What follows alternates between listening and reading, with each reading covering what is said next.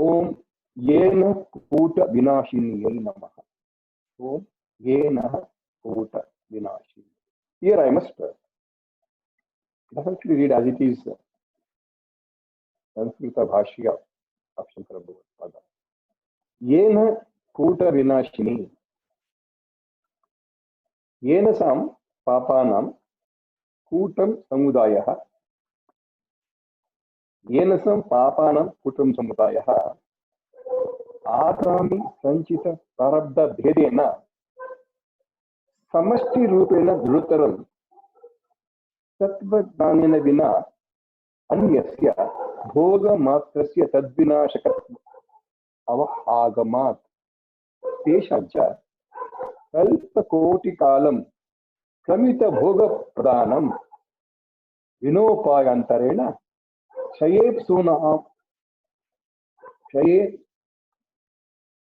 क्षयेप्सूनाम् आत्मब्रह्म भेदज्ञान विषयतया चैतन्यं नाशयति. तथा एवं विधि पापं कर्म न श्लिष्यते अशरीरं वाव सततं प्रियाप्रियेण श्रुत इत्यादि श्रुते. अहं त्वा सर्वपापेभ्यो मोक्षयिष्यामि इति स्मृतेश्च. Then one more athava will take afterwards. Here he refers to all sins, karmas, agami sanchita prarabdha vedhena. She who destroys all the sins of her devotees, she, the one who destroys the hordes of sins, is papada rashi. Yenaha means sins, papa. Kuta means groups. Here, these Kuta groups is explained by Shankara Bhagavad. This group as Agami Sanchita Prarabdha. That's what he understood or explained to us as Kuta. Samashti Rupena, in the absence of a steadfast awareness of the ultimate reality, the fruits of all the deeds are said to be destroyed. Only by suffering or enjoying the consequences of these deeds. What does it mean? If there is a steadfast awareness, okay, negative. In the absence of steadfast awareness,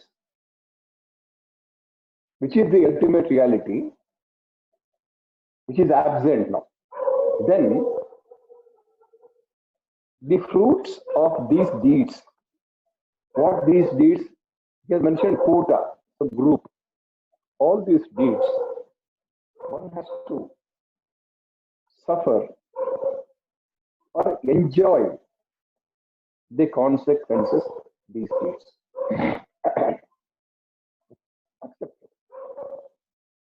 But if one wants to destroy the consequences of the past actions, instead of suffering or enjoying it, there is a way.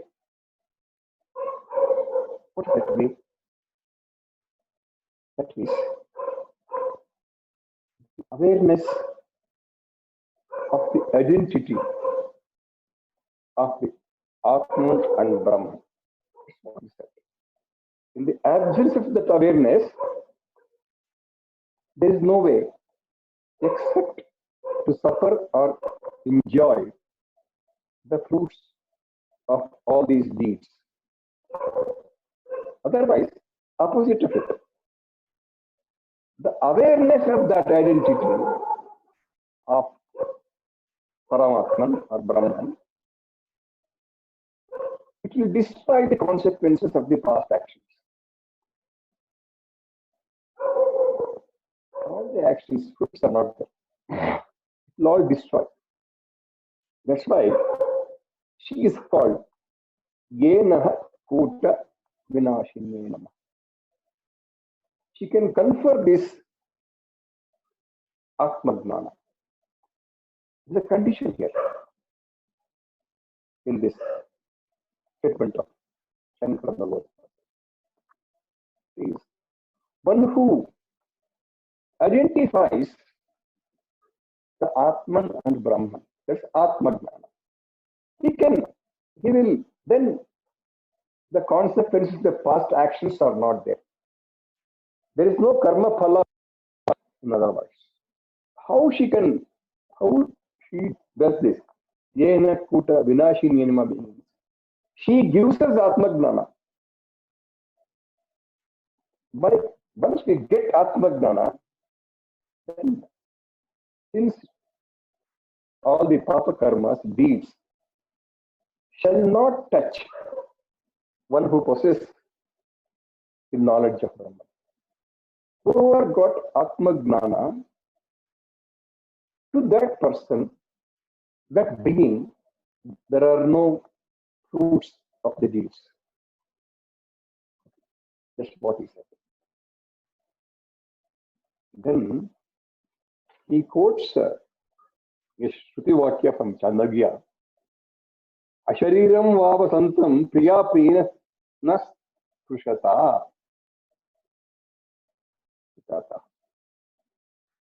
One who is without body is not touched by likes and dislikes. Only when body is there, it can undergo all that fruits, enjoy the fruits or suffer the trees. By Ashariram va is telling in Chandagya Upanishad. One who has the knowledge of Brahman, he becomes without the body. How? The body is there. That means when once they have a knowledge of Brahman,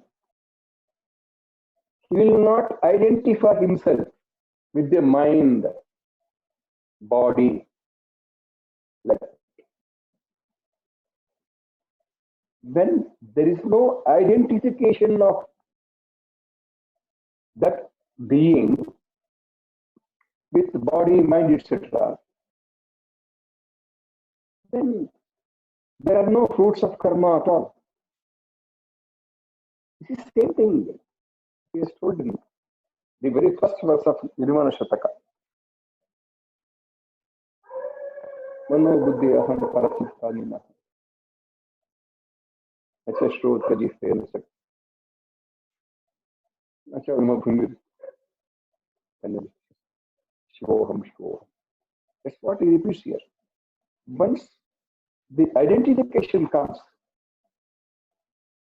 with body and mind,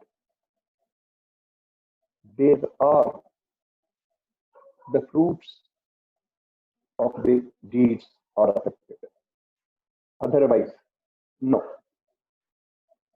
I will explain it little elaborately on this. Before that, let me see that Bhagavad Gita, 18th chapter, 66. Sarvadharman parityajya mamekam sharanam vraja aham tva sarva papebhyah moksha ishyami ma shuchah. What he says here, very clearly he says, without any doubt, you can forget everything, my dear. Just if you surrender everything to me, I will see that aham sarva papebhyo moksha ishyami ma. I will see that you are relieved of all your sins. Is it not so? Same thing. Om ena kuta vinashinenam namaha exactly goes with 1866 here. You just, all your this thing, you just Arpana to me, don't worry, I will see that. Aham tva sarvapapebhyo mokshayishyami ma shuchaha. You don't worry about it. You not worry about it. So this is what the one more meaning also for this. Yena kuta also means Maya. Yena, as it is, means since kuta is the falsehood due to Maya, which is the cause of all sins. This is another way of understanding this. She destroys that Maya, so that falsehood is not there. Then there is no fruits or sufferings of the karma. Now, he has mentioned here, Yena Kuta, groups he has mentioned, group he has told. Kuta is group. But Shankara Bhagavad in his Bhashya, he quoted all three, Agami, Sanchita, Prarabdha. And his words cannot be denied. But all our Upanishads talk about Agami and Sanchita is always there. It is not carried by us. This Agami karmas can be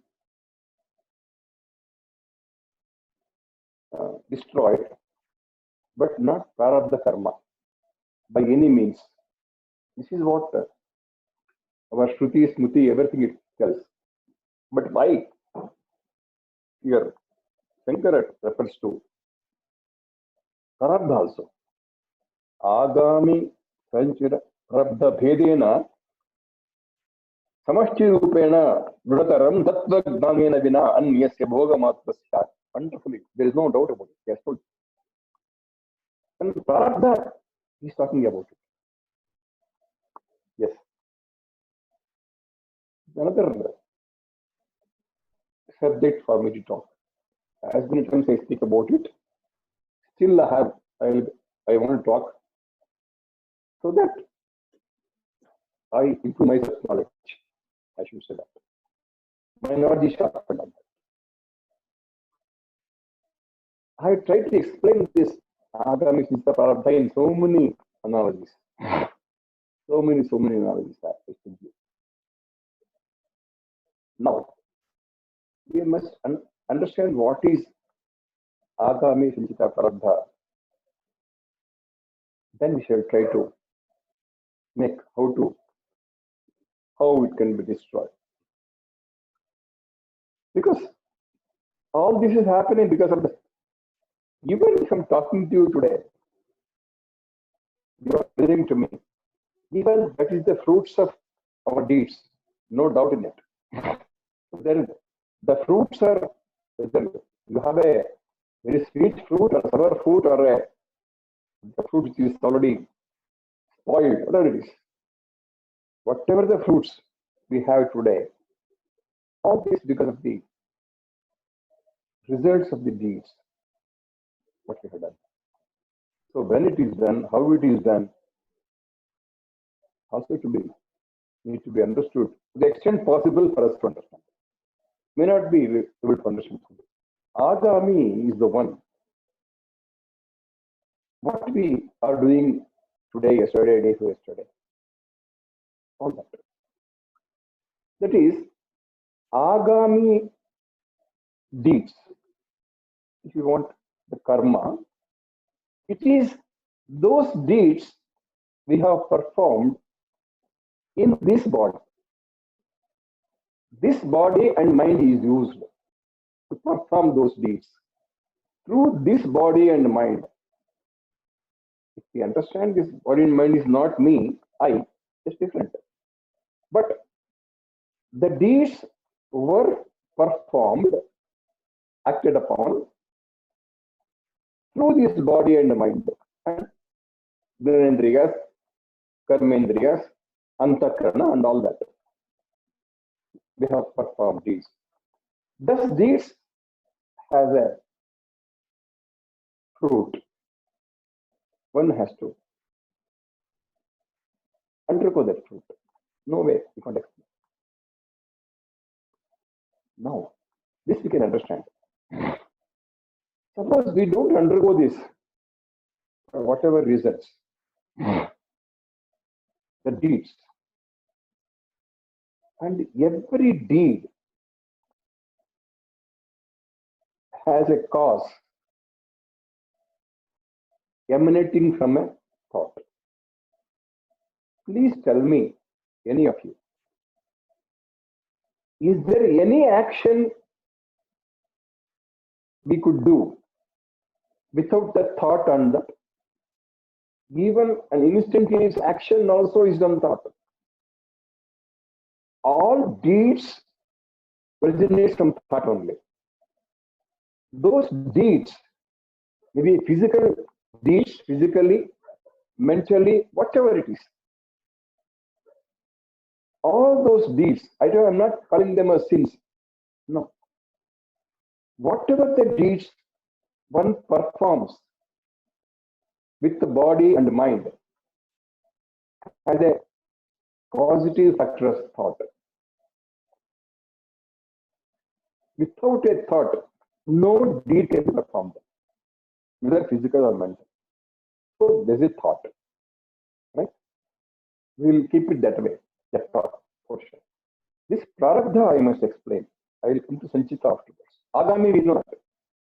Agami is the deeds performed by us in this body during this time of what we have body and by mind also. But whether you do the action or deeds are by physical action or mental action, they have a thought behind it. Any question on this? Anybody can say without that there's action? Behind every deed there's an action. There is a thought. Whatever thought it is. Without the thought, there cannot be any deed, either a physical deed or a mental deed, whatever we do. So, we say, Kaya, Vacha, Manasa. What 3 ways of doing deeds. Any of these 3 deeds through this body and mind cannot be without thought. Thought is the seed for the deed, which no one does. If somebody can say, I can perform a deed, without thought, it's not possible. So there is a thought factor. Yes. Similarly, there are many innumerable, infinite thoughts. Thoughts only for human being? No. All living beings have a thought, has thought at a different level. Maybe your intellect, your thoughts may be more refined. The animals, they are not intellect as you, still they have thought. Without thought, nothing happens. Then the question may be posed here. When I use the word all living beings have thought, the question may come. The plants also, living beings, do they have thought? Do they act with thoughts? Yes. It is experimented. An experiment done recently. The trees across both sides of the road, big road, they will be giving fruits when they grow big. The fruits, they're not taken, they fall down and they reproduce. That's how it goes, right? When that road was made with bitumen tar, they made it. After a few years, it's observed those trees were not giving fruits on this side. They were only giving that side. Whichever the barks of the tree facing on top of the road, they were not yielding any fruits. That means that those plants, trees had a thought. They can understand. If I give a fruit here that falls on that, not on the mud, it falls on the bitumen, and it will not be able to become a seed and grow. This has happened. You can find some scientific paper on this available for somebody to search for it.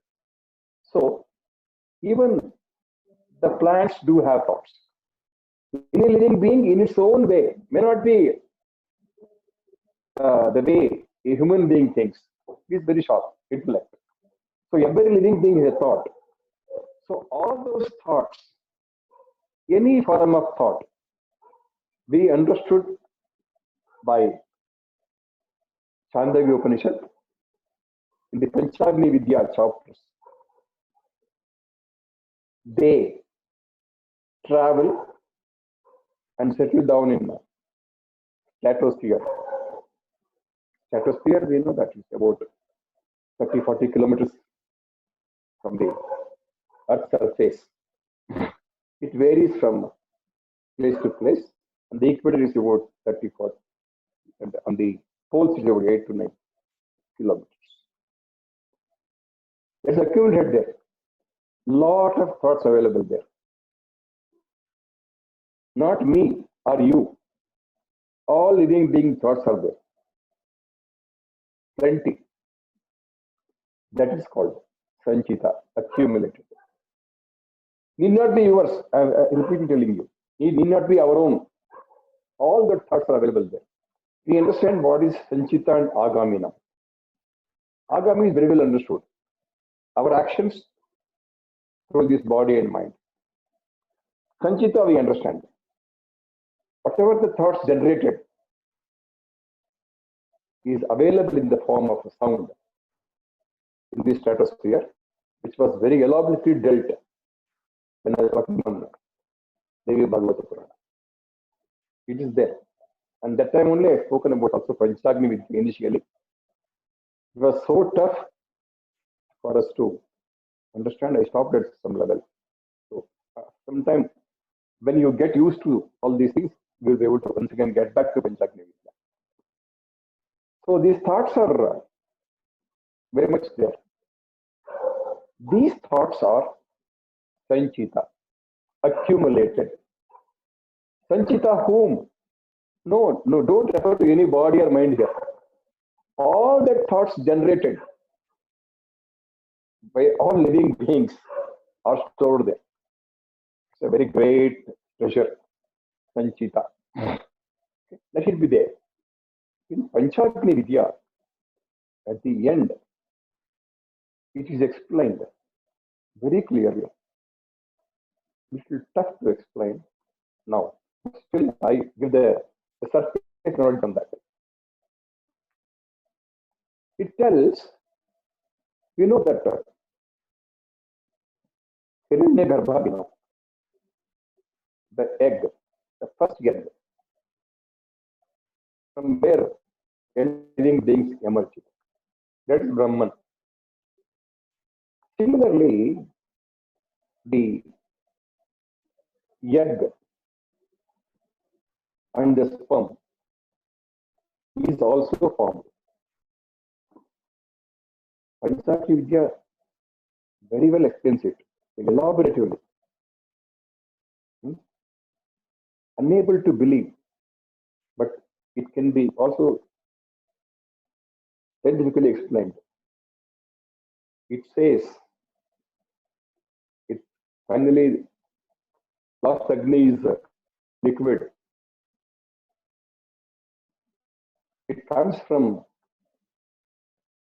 by the form of rains. From that rains, you have the vegetation. From vegetation, it becomes the food. From that food, Satadhatus. From Satadhatus, the sperm and ova is produced. At least this much is they are sure. There are Satadhatus are required to produce sperm and ova. So let us not go deep into that. So this sperm and ova has some thing from that thoughts that's carried. Before they join together, they carried something. Because it is coming from there only. After joining, it's the mitosis. Science calls it. That is multiplication of the cells. One cell becomes so many cells and tissues. Even during that process also, it attracts a similar thoughts, what already originally it had at the time, at this age of one cell. It has some kind of a thought, some group of thoughts it had. So as it becomes number of cells, tissues and organs, it goes on attracting similar thoughts, etc. from the sphere. And the life is born. And it is the statement of Shankara and Upanishad also. That desire is born as child. So that child has carried that all that thoughts from the ova stage, from stage 2, as it develops. That is called prarabdha karma, which is embedded in that living being. Embedded in that living being. That's why even those who don't know anything, whom we call very ignorant, uneducated in this for the globe, ನಾವು ಮಾಡಿದ ಕರ್ಮ ಅಂತ ಹೇಳ್ತಾರೆ agami. When they refer prarabdha, they use the word ನಾವು ತಂದ ಪ್ರಾರಬ್ಧ ಕರ್ಮ ಅಂತ. They use this word which we have bought. See, without any knowledge of Upanishads, people in village where they don't know even to write and read or no knowledge, they say ನಾವು ತಂದ ಪ್ರಾರಬ್ಧ ಕರ್ಮ, ನಾವು ತಂದಿರೋ. You have bought. They know that. Then from where they got this information? Who has told them? Did they read Upanishads? Very well say. Prarabdha karma ನಾವು ತಂದಿರೋದು, ನಾವು ಮಾಡಿರೋದಲ್ಲ. So this is the prarabdha karma. Sanchita is always there. It says here, Ambal, if you surrender to her, she will destroy all the sins. When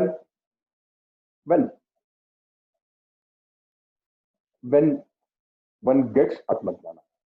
So that Atmajnana should be given by her. For that, we need to do a lot of things. We should get Jnana. We try for that. Then once we get Atmajnana, all these sins, the fruits, all these deeds will not have any effect on us. But still, only here I am reading this prarabdha also, but most of the Upanishad podcasts, wherever this karma part came, they say prarabdha karma, the body and mind has to undergo.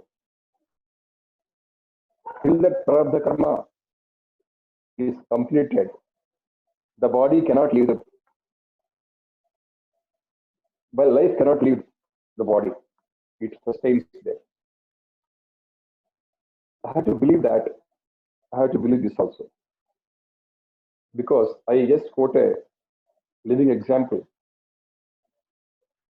of Swami Dayananda Saraswati, of Ashwamaha Vidya, of Rishikesh. Most of you know that I was fortunate enough to be by his side on the last day of his leaving the body. he was with kidney. It was not bad. He could have lived another 10 years had he gone for dialysis. He refused to undergo dialysis. He quoted that, "You give me anything, I will take. Tablets, whatever you give me, I will take. Without making my kidney work outside." Dialysis is you are meddling with the karma. What kidney is supposed to do will be done by another equipment, which I don't want. Otherwise, you do whatever you want, I will take it. So I had to undergo this. I will undergo. It's a wonderful video I have posted also. He was chanting Shanta Karam Bhujga Shayanam, and I conclude that Prarabdha Karma has to be, fruits should be enjoyed in whatever be the situation, because it's already been embedded in the DNA and your onion. Maybe we should go on beyond. The Kuta also means accrued sins and karmas. If I don't refer to Agama Jita Prarabdha, if I refer to also group or accrued, because whatever I did yesterday, also a deed, which may not have the result same day. So what I have been doing for few years in this body also accrued. So this Kuta also may refer to that. Accrued sins, accrued deeds that need to be enjoyed or suffered. So she destroys all that accumulated sins or karmas. When we say accumulated, it is not referring to Sanchita or Prarabdha also. It's like, see, yesterday I did some deed. I may get fruit after 10 days, after 1 year. It is accumulated, is it not so? If my deed is today, immediately get the fruit, then it is not accumulated. But we always have a accumulated deeds for results to get. So here Kuta also refer to that. And Lalita Sahasranam also tells this. Papanashini, 167 Nama. She destroys the sins of her devotees. It is the Bhaskara Bhashya. Devotee is the one who always think about her. Always. Not at the time of reciting mantra. Not only performing rituals, but all time. For all time. There is no thought in his mind except only her. For such a devotee, it's Bhaskara Mahinsa. Bhashya for that Nama. Mantra rituals become meaningless. A real devotee who is dedicated, surrender to her, she will see that. It's a very interesting point. She will see that devotee shall not create very bad deeds, thoughts. No, he will not. He will not perform such actions that termed as sins. He protects him. This is, I say with authenticity. She will not allow, once he protects him from the sins committed already, and she takes care that the devotee, the sadhaka, shall not commit any such deeds which are termed as sin. That's why the same meaning was told by Shankara. in the same Nirvana Shataka. Na punyam na papam, na dukkam na sukham na dukkam. Because the first stanza, Manobuddhi Ahankar Chitta Naham Shoham, when he becomes that, then all other 5 stanzas will not affect it. No papa, no punya. That cannot be understood as I can do anything, na papam na punyam, shivoham shivoham. No. No papa or punya only when you understand the first stanza. When you know that Mano Buddhi Ahankara Chittani Naham, then there is no papa punya. Otherwise, everything is there. That shall not be understood as no papa, no punya, nothing. I can do anything. No, because I am Shivoham. No. That applies, all the 5 stanzas further applies only when the first is accepted, first is achieved. Okay. Same thing here also it is. She will see that, but will not perform those actions. Then why? What is the reason why she wants to destroy the things of her devotees? Please refer Bhagavad Gita, 4th chapter and 14th sloka. Namam karmani name karma phale spruha iti mam yobhijanati karma bhirna sabadhyate. Namam karmani limpanti name karma phale spruha iti mam yobhijanati karma bhirna sabadhyate. Read the other one, 13 now. चातुर्वर्ण्यं मया सृष्टं गुणकर्म विभागशः तस्य कर्तारमपि मां विद्यत्कर्तारमव्ययम्. Yes. One who understands this truth of what referred in 13th about me does not become entangled in the results of the reactions of beings. Exactly what is told by Krishna. One who understands the truth, very simple, about me, does not become entangled in the results of the deeds. That's it. That's very simple. She wants her devotees to pursue the path of liberation, for which the sins are impediments. That's why. Why she destroys the sins means Sadhaka is trying to achieve liberation. He's on the path of liberation. The path of liberation is not Kaivalya. I'm talking about Jivan Mukta here. Then it becomes Videha Mukta. When we use liberation, it is not the Videha Mukti. Liberation also refers to Jivan Mukta. So she is Brahman, not male or female. But we try to understand in the form of female. That's it. She wants the sadhaka to pursue the path of liberation. For that, his deeds are impediments. So what he should do? That is the reason she will destroy the things. Hope we understand that. What is the purpose of her to destroy our sins? We are proceeding our path towards liberation. And these deeds are impediments for that. So she has to take us and hold us in the path of liberation. She must destroy our sins. That's what she does.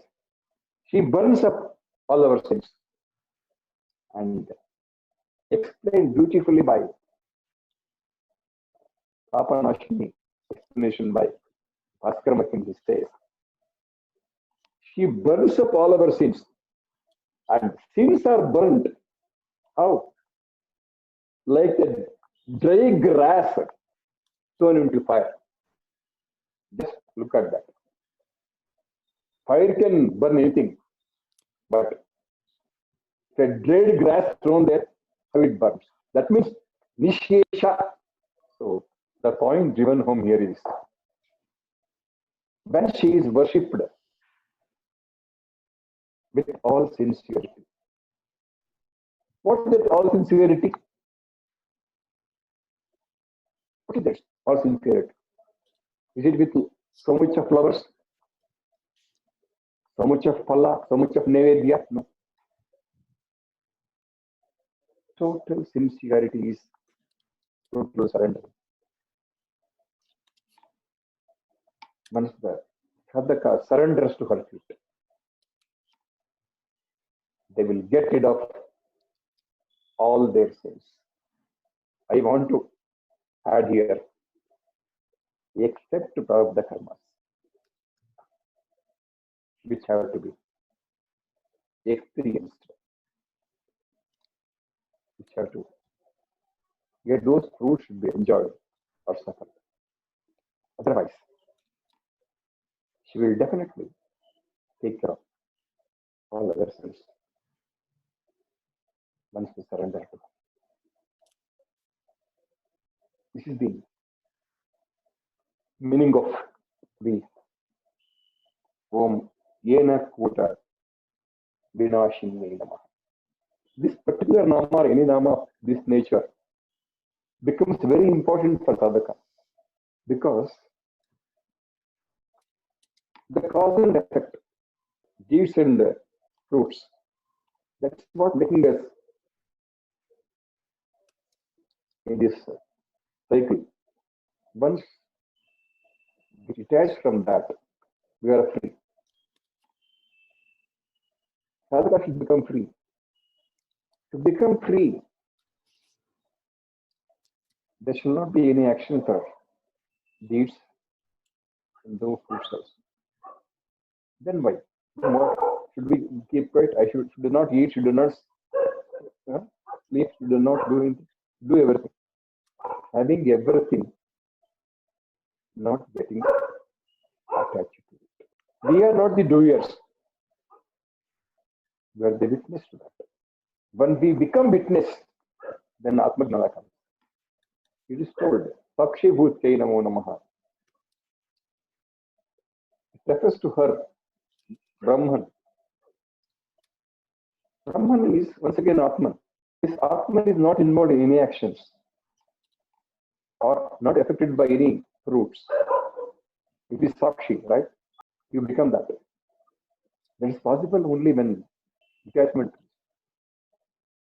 Detachment is once again, I repeat, not running away from the family, not becoming a celibacy. No. Being there, I repeat, maybe 100 times, 1,000 times. Whatever available to us in this planet, one should have everything. Shall not get deprived of anything. Sukha, dukkha, kopa, tapa, everything. But not getting attached. Once we get attached to it, only the deed fruits will come to us. No attachment, no fruits. That's what mentioned here. Atma Gnana. Once Atma Gnana, you will know that. You will not get attached to that. And moreover, the sadhaka surrender to her future. I can assure you, she will not allow us to do any bad deeds. She will take care. She will take care. She will prevent. I assure you on this. I assure you. She will not allow you to do any deeds that are classified as sins. No. She will prevent.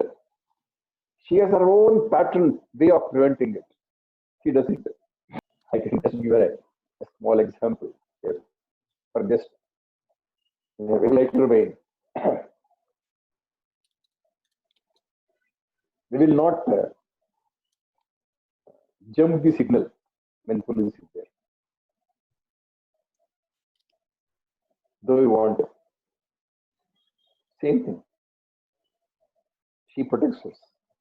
She will not allow us to such deeds, which is classified as sins. It is ensured for all sincere devotees. Yes, you can take this as my Guru Mandala Vakya, my Guru Parampara Vakya. Take it for granted. We will not be allowed to do such deeds which amounts to sins.